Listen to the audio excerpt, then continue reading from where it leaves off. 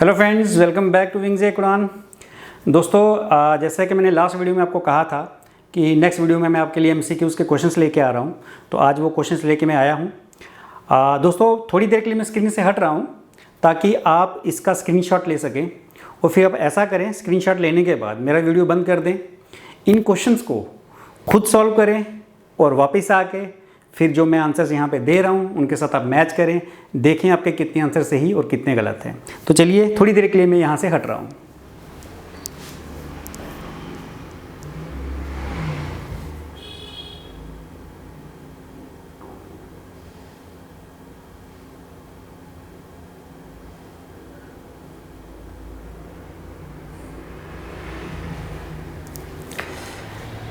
चलिए दोस्तों, I hope आपने स्क्रीनशॉट ले लिया इसका। तो शुरू करते हैं आज का टॉपिक। दोस्तों,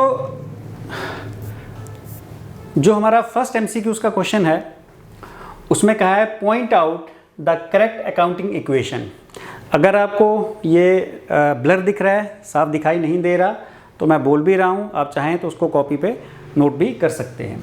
तो first is point out the correct accounting equation. पहली ऑप्शन है assets is equal to liabilities minus capital. B option है liabilities is equal to capital plus assets. C option है capital is equal to assets plus liabilities.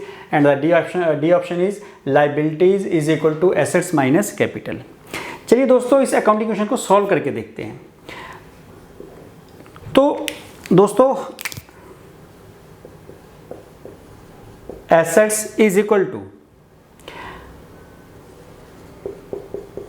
Capital plus liabilities. आपको याद होगा दोस्तों, accounting question जो मैंने करवाई थी उसमें मैंने कहा था कि जो हमारे एसेट्स होते हैं उनका जो टोटल होता है हमारी कैपिटल और लाइबिलिटीज के टोटल के बराबर आता है। तो चलिए दोस्तों, मैं अपने से अज्यूम कर लेता हूँ, मान के चलता हूँ कि हमारे पास टोटल एसेट्स 50,000 के थे और हमारी कैपिटल इसमें 40,000 थी और लाइबिलिटीज 10,000 की थी। ये हमारी अकाउंटिंग क्वेश्चन थी जो बैलेंस थी। अब हम जो हमें ऑप्शन है उसके हिसाब से देखते हैं कि जो ऑप्शन दिए हैं उसके हिसाब से हमारा कौन सा आंसर सही आ रहा है। So the first option is assets is equal to, पहली ऑप्शन जो है दोस्तों वो है assets is equal to liabilities minus capital, कि एसेट्स का जो टोटल होता है लाइबिलिटीज और कैपिटल के डिफरेंस के बराबर होता है। सॉल्व करते हैं दोस्तों। एसेट्स मैंने कहा था कि 50,000 मैं अपनी मर्जी से ले रहा हूँ, इज इक्वल टू लाइबिलिटीज हमारे पास कितनी है 10,000 और कैपिटल कितनी है 40,000। अगर आप इसका नेट रिजल्ट देखो 50,000 इज इक्वल टू 10,000 में से माइनस 40,000 निकाला तो माइनस 30,000। तो दोस्तों देखो, दोनों साइज बराबर नहीं आ रही, एक 50 है एक माइनस 30 है। तो फर्स्ट आंसर यहाँ पे गलत है। चलिए दोस्तों, सेकेंड आंसर पे आते हैं। जो हमारी सेकेंड ऑप्शन है वो क्या कहती है? सेकेंड ऑप्शन में है liabilities is equal to capital plus assets. चलिए इसको भी सॉल्व करके देखते हैं। लाइबिलिटीज की वैल्यू मैंने क्या मानी है 10,000, कैपिटल की वैल्यू क्या है 40,000, वैल्यू पुट करो, और एसेट्स की वैल्यू कितनी है 50,000। तो दोस्तों यहाँ पे भी देखो, लाइबिलिटी हमारा टोटल 10,000 है जबकि कैपिटल एसेट का टोटल 90,000 आ रहा है। इट मीन्स आपकी बी ऑप्शन भी गलत है।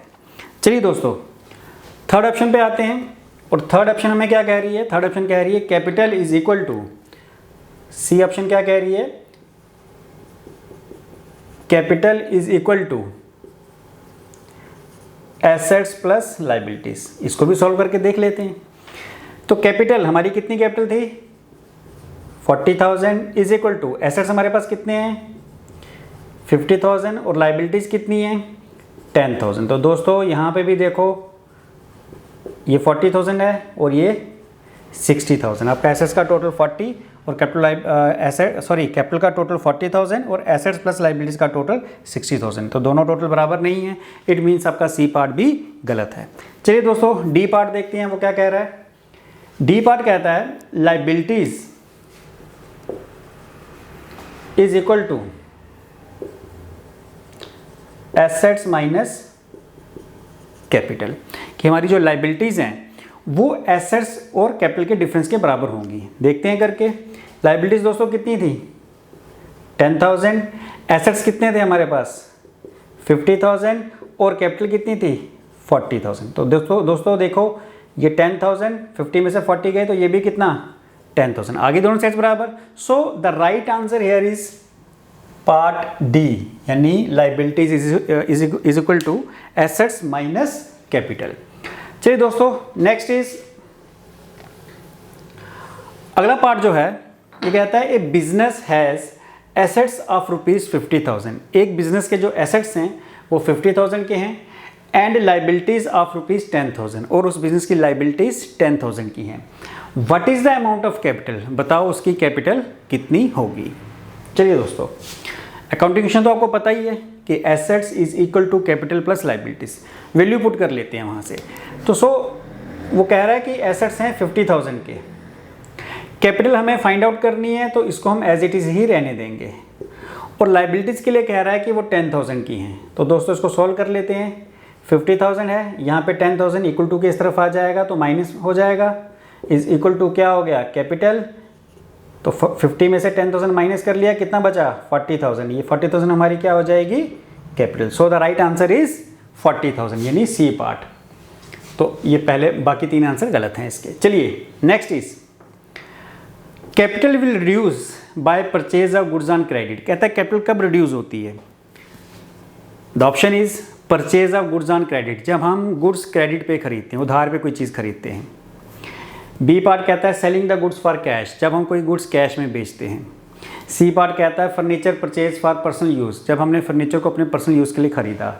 और डी पार्ट कहता है नन ऑफ दिस, किन में से कोई भी नहीं।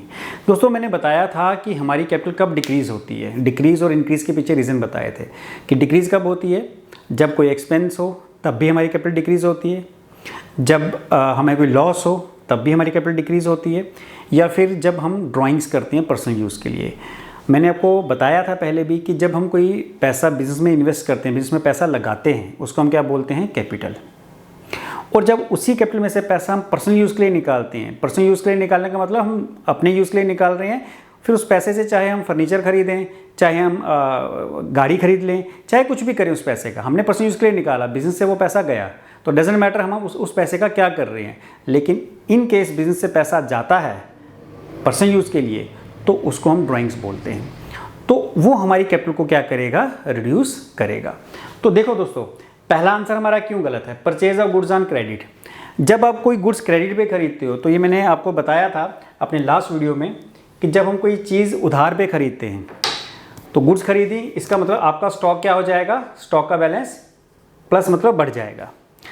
अब आपने खरीदी क्योंकि उधार पे है, तो उधार एक लाइबिलिटी है, लाइबिलिटी वही होती है जो फ्यूचर में पे करना है। इट मीन्स आपने जो गुड्स खरीदी हैं इसको अपने फ्यूचर में पे भी करना है, तो ये हमारी लाइबिलिटी भी है, तो यहाँ से आपकी लाइबिलिटी भी क्या हो जाएगी इंक्रीज़ हो जाएगी। जितना हमारा स्टॉक इंक्रीज़ होगा उतनी हमारी लाइबिलिटी भी इंक्रीज़ हो जाएगी। इसलिए हमारा फर्स्ट आंसर गलत है क्योंकि इसका कैपिटल पे कोई इफेक्ट नहीं आया है। Next is selling the goods for cash. अगर हम कैश में गुड्स बेचेंगे तो दोस्तों क्या होगा, जब हम कोई चीज़ बेचेंगे सबसे पहले हमारे पास क्या आ जाएगा, कैश आ जाएगा, यानी कैश बैलेंस इंक्रीज़ हो जाएगा।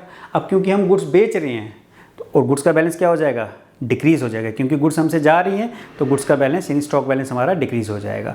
तो अगेन कैपिटल पे कोई फ़र्क नहीं आ रहा, इसलिए ये आंसर भी गलत है। C part furniture purchase for personal use, अभी बताया मैंने, हमने फर्नीचर खरीदा पर्सनल यूज़ के लिए, बिजनेस से पैसा गया, डजेंट मैटर आपने उस पैसे का क्या किया, आपने पैसा निकाल लिया उसका, चाहे फर्नीचर खरीदा या गाड़ी खरीदी, डजेंट मैटर। तो जब भी हम पर्सनल यूज़ के लिए कोई चीज़ पैसा निकालेंगे बिजनेस से, उसका फ़र्क इफेक्ट कहाँ पे आएगा दोस्तों, एक तो आपकी जो कैश है बिजनेस की वो कम हो जाएगी, दूसरी आपकी उतनी ही कैपिटल भी कम हो जाएगी, क्योंकि जब हम बिजनेस में पैसा लगाते हैं तो आपका कैश इंक्रीज़ होता है और दूसरी साइड कैपिटल इंक्रीज़ हो जाती है, और जब वही पैसा पर्सनल यूज़ के निकालते हैं तो इसका उल्टा हो जाता है, एक तरफ आपका कैश कम हो जाता है, दूसरी तरफ आपकी कैपिटल कम हो जाती है। तो answer is capital will reduce by, क्यों रिड्यूस होगी, बिकॉज हमने फर्नीचर खरीदा पर्सनल यूज़ के लिए, नन ऑफ दिस तो हो नहीं सकता। So the right answer here is C part. चलिए fourth question, liability increase by, हमारी लाइबिलिटी कब इंक्रीज होती है, first purchasing goods on credit, अभी बताया मैंने, जब हम कोई गुड्स क्रेडिट पे खरीदेंगे तो एक तो हमारा स्टॉक इंक्रीज होगा, एक हमारी लाइबिलिटी इंक्रीज होगी। तो इससे भी होती है लाइबिलिटी इंक्रीज कि जब हम गुड्स क्रेडिट पे खरीदेंगे। दूसरा टेकिंग लोन फ्रॉम बैंक, हर किसी बिज़नेस को कभी ना कभी पैसों की ज़रूरत पड़ती है और कई बार वो बैंक से लोन लेता है। अगेन मैंने क्या कहा था, अगर आपने किसी से लोन लिया वो आपकी लायबिलिटी है, क्योंकि फ्यूचर में आपको पे करना है। तो बैंक से आपने लोन लिया तो आपकी लायबिलिटी क्या हो गई, इंक्रीज़ हो गई। अगेन इसमें भी सही है कि जब हम कोई लोन लेते हैं तो लायबिलिटी इंक्रीज़ होती है। Third is rent due. ये मैंने अपने लास्ट वीडियो में आपको बताया था कि एनी एक्सपेंस जो आउटस्टैंडिंग या ड्यू और आउटस्टैंडिंग एक ही चीज़ होती है। कोई भी ऐसा खर्चा जिसकी आप सर्विस ले चुके हो और आपने पे नहीं किया वो आउटस्टैंडिंग है। जैसे मान लो आपके पास किसी एम्प्लॉई ने काम कर लिया, 1 महीना उसने काम कर लिया लेकिन अभी तक आपने सैलरी नहीं दी, तो वो होगी सैलरी आउटस्टैंडिंग, यानी ऐसा एक्सपेंस जिसकी आपने सर्विस ले रखी है लेकिन अभी तक पेमेंट नहीं की। सेम रेंट ड्यू भी वही हुआ।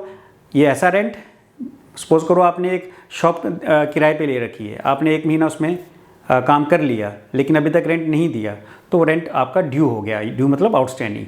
तो any expense outstanding is a liability, क्योंकि आपकी फिर वो लाइबिलिटी बन जाती है कि फ्यूचर में आपको पे करना है। तो इससे भी हमारी क्या होगी, लाइबिलिटी इंक्रीज़ होगी। तो ऑल ऑफ दिस, इन सबसे क्या हो रहा है, लाइबिलिटी इंक्रीज़ हो रही है। तो ये सारे ही आंसर सही हैं। तो right answer is D, all of above.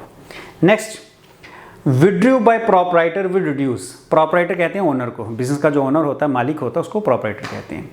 तो कहता है अगर प्रोपराइटर विड्रू करता है, पैसा विड्रॉ करता है, ये पहले भी हम कर चुके हैं, तो उससे क्या होगा, विल रिड्यूस ओनर्स इक्विटी, उसकी कैपिटल रिड्यूस होगी, बिल्कुल रिड्यूस होगी। अभी बताया मैंने कि बिजनेस में पैसा लगाते हैं तो कैपिटल है, इंक्रीज होती है जब पैसा लगाते हैं, और पैसा पर्सन यूज़ के लिए निकालते हैं तो डिक्रीज होती है। तो कहता है would reduce owners equity. Owners equity मतलब इक्विटी कैपिटल, कैपिटल का पूरा नाम इक्विटी कैपिटल है। तो हाँ जी, बिल्कुल रिड्यूस होती है। एंड इंक्रीज लाइबिलिटी, लेकिन लाइबिलिटी तो इंक्रीज नहीं होती ना, हमने पर्सन यूज़ के लिए पैसा निकाला। लाइबिलिटी होती है बिजनेस की, हमारी नहीं। मैंने कहा था हमें बिजनेस के पॉइंट ऑफ व्यू से देखना है, बिजनेस की तो वो लाइबिलिटी है ही नहीं। तो पहला आंसर गलत है, ओनर इक्विटी रिड्यूस होती है लेकिन लाइबिलिटी इंक्रीज नहीं होती। बोथ एसेट्स एंड इक्विटी, कहता है जब प्रोपराइटर ड्राइंग्स करता है तो एसेट्स और इक्विटी दोनों ही जो है कम होती हैं। तो दोस्तों एसेट्स और इक्विटी दोनों ही कम होती हैं कि नहीं? कैसे?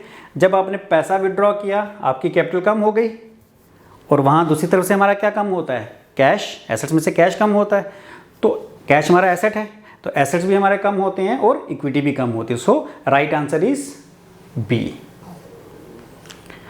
चलिए दोस्तों, next, accounting equation is the base of. कहता है अकाउंटिंग इक्वेशन किसका बेस है? सिंगल एंट्री सिस्टम का, डबल एंट्री सिस्टम का, कॉस्टिंग मेजरमेंट सिस्टम, या none of this.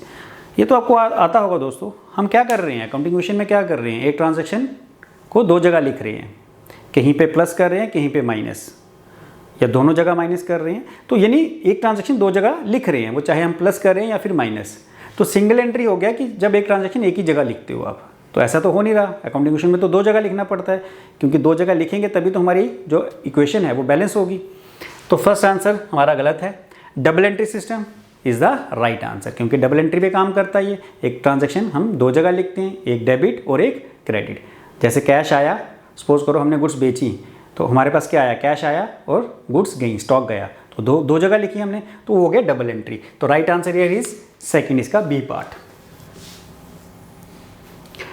7th, accounting equation shows the companies. Accounting equation company की क्या show कर रही है? First cost sheet, B profit and loss account, C balance sheet, और D none of this. देखो दोस्तों, accounting equation जो है कंपनी की कॉस्ट शीट तो बिल्कुल भी शो नहीं करती। क्यों? क्योंकि कॉस्ट शीट किसे कहते हैं, ये आप वैसे आपका सिलेबस में नहीं है, लेकिन मैं थोड़ा सा इसका बता देता हूँ कि कॉस्ट शीट होती है जब हम कोई प्रोडक्ट बनाते हैं, उसकी रॉ मटेरियल की परचेज से लेके, from purchase of raw material to finishing of product के बनने तक हमारा जो, यानी जब प्रोडक्ट बन के तैयार हो गया वहाँ तक का जो खर्चा है वो हमें कॉस्ट शीट बताती है कि शुरू से लेके एंड तक किसी प्रोडक्ट को बनाने में क्या खर्चा आया, वो कॉस्ट शीट बताती है हमें। अकाउंटिंग इक्वेशन तो ये काम नहीं करती, इसलिए पहला आंसर गलत है। दूसरा, प्रॉफिट एंड लॉस अकाउंट, आपकी जो अकाउंटिंग इक्वेशन है ये मैं प्रॉफिट या लॉस के बारे में तो नहीं बताती, इसके अलावा भी बहुत सारी चीज़ें बताती है। सिर्फ प्रॉफिट और लॉस तो नहीं होता, एसेट्स का भी होता है। तो B answer is also wrong. C balance sheet, हाँ बैलेंस शीट के बारे में बताती है, क्योंकि जो मैं प्रॉफिट लॉस अकाउंट की बात कर रहा था इसमें हम सिर्फ इनकम्स और एक्सपेंस से ही डील करते हैं, लेकिन अकाउंटिंग क्वेश्चन में क्या होता है, इनकम्स भी होती हैं, एक्सपेंस भी होते हैं, एसेट्स भी होते हैं, लाइबिलिटीज़ भी होती हैं। तो बैलेंस शीट में बेसिकली ये सारी चीज़ें आती हैं। इसीलिए the right answer is balance sheet, क्योंकि इसमें अकाउंटिंग क्वेश्चन में सब कुछ आता है, income, expense, assets, liabilities. So accounting question shows the company's balance sheet, none of this तो है नहीं। Next is the unfavourable balance of profit and loss account. What is unfavourable? Unfavourable balance of profit and loss account. दोस्तों profit and loss account क्या होता है? पूरा chapter है, पढ़ोगे आगे आप। In short profit loss account वो होता है जो किसी कंपनी का प्रॉफिट या लॉस बताता है पूरे साल का, कि ड्यूरिंग द पीरियड कंपनी को कितना प्रॉफिट या फिर लॉस हुआ। जब हमें प्रॉफिट होता है तो उसको कहते हैं फेवरेबल बैलेंस, कि हमारे फेवर में है, और जब हमें लॉस होता है तो उसको बोलते हैं अनफेवरेबल बैलेंस। तो यहाँ पे इसका कहने का मतलब है कि जो प्रॉफिट एंड लॉस अकाउंट में जो लॉस है उसकी ट्रीटमेंट क्या है अकाउंटिंग इक्वेशन में।